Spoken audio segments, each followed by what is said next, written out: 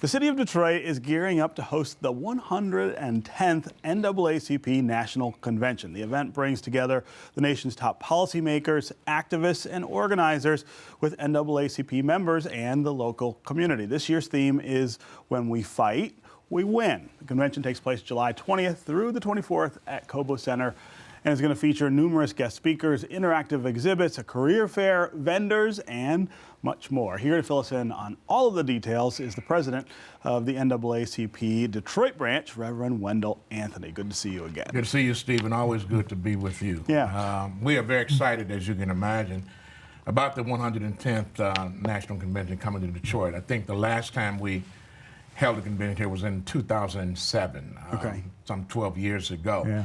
And so we're excited because this is a bridge year. This is the year between now and the presidential election. Yep. We have the census coming up. We have the presidential election coming up, all of which are critical and important, not only to Detroit and Michigan, but to the whole country. So we are very pleased to be hosting it. You mentioned our thing, "When we fight, we win." Yeah. And certainly this is a time for fighting about policy, fighting about issues, fighting about principles. When one thinks of all the things that are going on in the country, particularly at the southern border, particularly around the census question that the president consistently is trying to violate what the Supreme Court has already decided, and the Constitution demands by the possibility of creating some executive memo or order to override the law.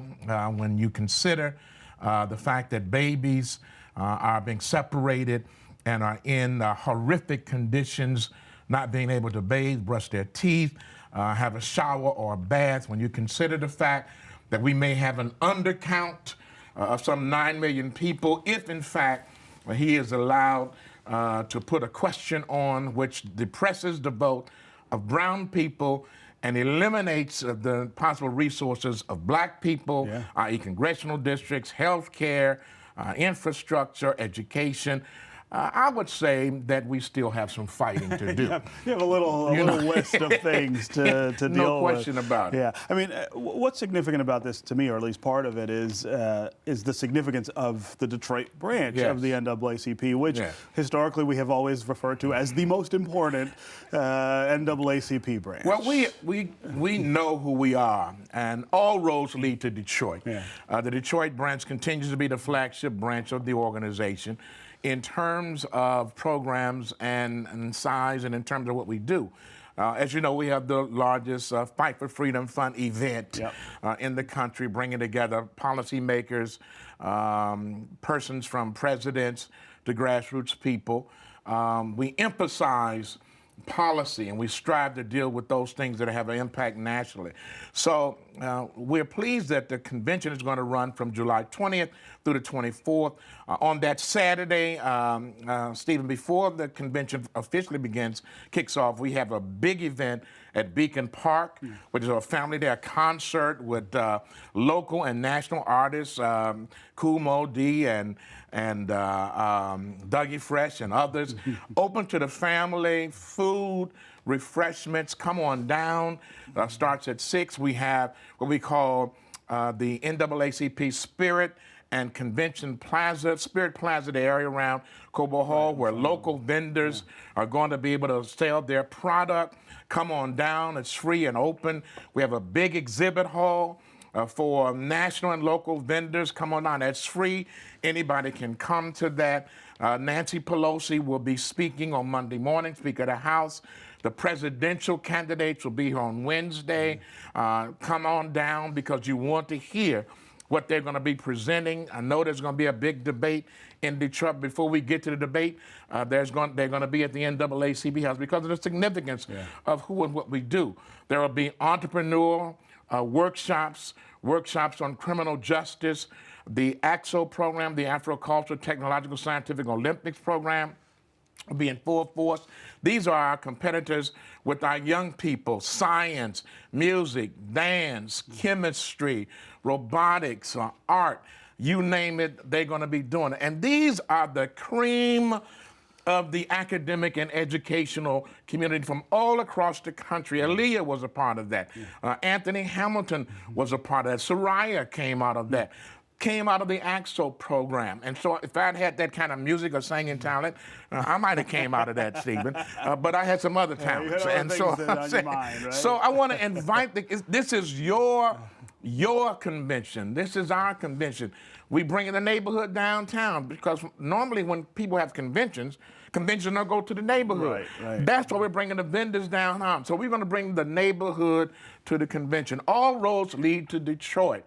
Everybody's excited about coming to the city of Detroit. You can go to NAACPconvention.org to see what's going on, or go to DetroitNAACP.org, pull it up, list it out, and come and join us. And I just scratched the surface in terms of what's happening. Right. So I wonder what you make of I mean, you mentioned that the presidential candidates, the Democratic presidential candidates are coming. I wonder what you make of the role that criminal justice and criminal justice reform has played so far in the Democratic primary. That's not something we often see them deal with, but I think everybody has been asked now about it. I think everybody has, Stephen, and I think the role that's been playing is because when you look at the state of Michigan as an example, we have 14% of the African-American population is in Michigan. Yeah. Over 50% of the incarcerated are black people. And when you look around the country, the situation is the same. A lot of that has to do with the crime bill that was structured years ago. Now, in fairness, everybody basically supported that. Back then. Black people, white people. So I'm not dropping it on the table of any one individual or individuals, because you had mayors, you had community activists, you had preachers and teachers who said, we got to do something about this horrific crime situation. People did not realize the collateral damage that it would do at that time. Well, we do realize it now. And so that's why Bill Clinton came to one of our conventions and he said, I made a mistake with that bill. He did. And we held him to that. He said that. And so I'm simply saying that everybody now knows that they got to address that. One of the things that is significant about this cast of candidates is they're speaking to urban and African-American issues. If you're smart, you got to do that. One of the strongest constituency is the black vote, black women in particular. You got to speak to that. Black folk are going to play a major role in this election, and everybody got to get in it. The issues are too critical. The census is too critical. So people talking about my candidate didn't win. You better get in this. People talking about, I don't like what this person, you better get in this, because we did that before. You see what we got. We got tyranny in the White House. We got a despot in the White House. We got a man and a Pharaoh who knows not Joseph in the White House. Joseph is the people. Right. Joseph wanted health care. Joseph wanted education. Joseph wanted job opportunity. He and the previous Pharaoh had that. But there rose a Pharaoh who was not with that. Now we got one, it's not a Pharaoh, it's a president who ain't with that program. So you better get off your duff and get in this stuff. Yeah. The other thing, and we've got just a couple minutes left, the other thing that they've all talked about, we never have enough time. I know. The other thing, though, that they've all talked about is reparations. And it's really interesting to see that issue take front and center in a presidential contest. As you know, there was a recent hearing on Congress around that. And John Conyers, God bless him, years ago, brought it back. He initiated H.R. 40.